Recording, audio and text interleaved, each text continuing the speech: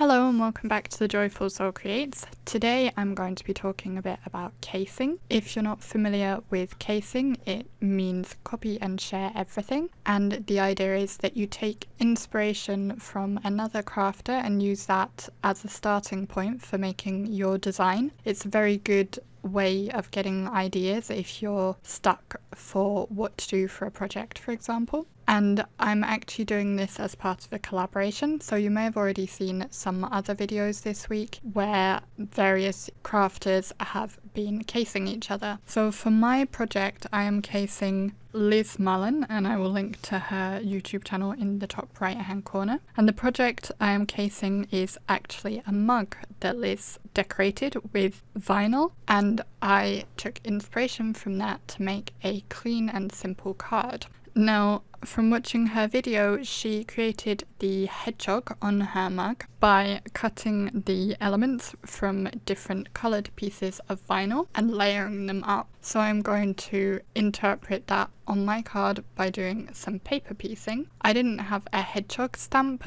that would work for this, so instead I'm using a sheep from a Clearly Besotted stamp set. The stamp set I have is actually retired, but they re-released it, so I'll link to the newer version below. So I've stamped the whole sheep onto a snippet of white cardstock, which is alcohol marker friendly. I've also stamped it again, so I have just the head portion, and then I also stamped the wool on the top of its head and the wool of the body onto a snippet of teal cardstock. Then I'm colouring all the pieces in with my Spectrum Noir Illustrator markers to add some more detail to them. So I started by colouring the head of the sheep on the white cardstock, so just the portion that's the head, and then for the whole sheep on the white cardstock I coloured the legs and the hooves. I then moved on to the teal cardstock, which is not alcohol marker friendly, so I just had to be very careful with adding the colour to it. And I'm going to be adding shading to the wool areas using various shades of tealy colours.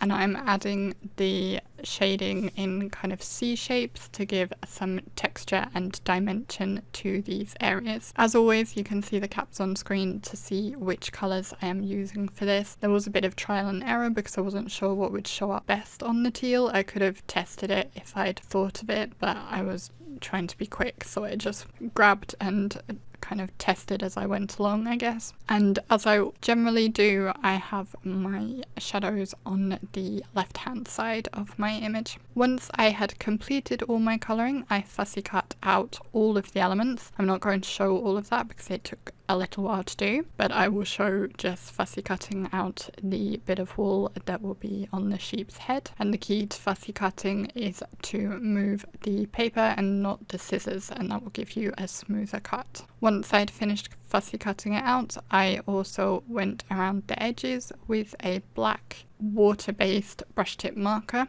and this hides the core of the paper and gives it a more finished look. And it will also cover up any areas where the fussy cutting might not have been quite as accurate as I would prefer. So here you can see I have all the elements cut out, and I'm going to start assembling them and layering them up. I'm using a glue pen to add the glue to each of the areas as I get to it, and I will start with the base layer and then work from biggest to smallest basically. If you've ever done decoupage, then it's a similar idea to that you want to layer up from the largest piece all the way to the smallest piece. And using liquid glue here is very helpful because it gives you a little bit of time just to wiggle those pieces into position properly and make sure they are properly aligned. And if you like, you could leave something heavy on top of these once you've got them all together just to keep them in place whilst they set. I then set my completed sheep aside to work on my card base. I have a white card base and I'm using the grass stamp, which is from the same stamp set as the sheep.